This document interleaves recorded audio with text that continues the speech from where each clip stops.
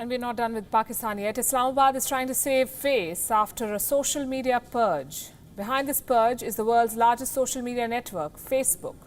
It has busted the Pakistani deep state's misinformation propaganda against India and blasphemy in Pakistan. Let me break this down in numbers for you.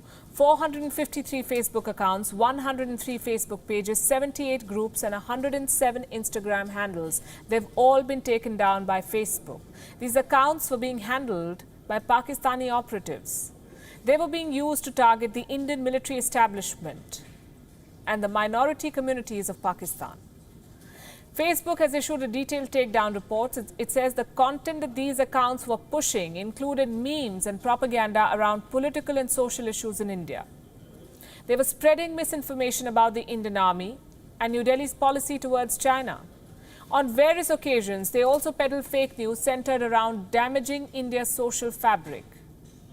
And this primarily included pushing pro-Khalistani propaganda. All of this has been mentioned in Facebook's report to the Stanford Internet Observatory. The report further states that many of these accounts were claiming to be based in India. They were part of a network run by Pakistan's keyboard warriors. This network engaged users to mass report accounts that were critical of Islam and the Pakistani government. Most of these accounts on target belong to members of the Ahmadi community.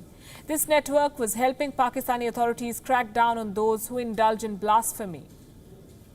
Look at the headline on your screen. A total of 42 blasphemy cases registered in Pakistan in last 30 days. Most of the accused are either Shia Muslims, Ahmadiyas or Christians. Their Facebook posts are being used to justify their arrests. But the real criminals are still roaming free in Pakistan. Like this one, Asim Salim Bajwa, the special assistant to Imran Khan on information and broadcasting. A retired Pakistani army general who has built a billion-dollar family empire through his political connections. His shady financial dealings were exposed by a Pakistani media house last week. The allegations of corruption are still making headlines in Pakistan. How is the Pakistan government responding?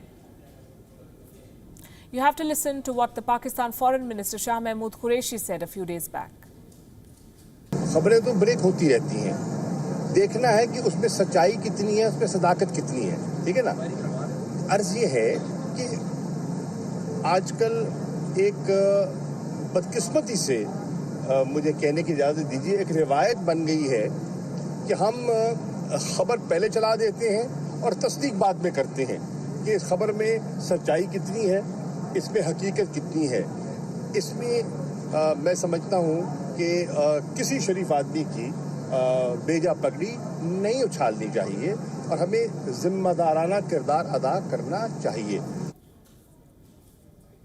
For once, he's only partially correct. We need to act responsibly, says Mr. Qureshi. This is despite the damning evidence of Bajwa's assets. And let me remind you, this brazen cover-up is happening under a government that promised to root out corruption in Pakistan. Imran Khan has jailed top politicians, civil servants, even former presidents and prime ministers over the slightest of charges of corruption. But he won't act against Asim Salim Bajwa because the Pakistani army and its generals are beyond accountability under Imran Khan's Naya Pakistan.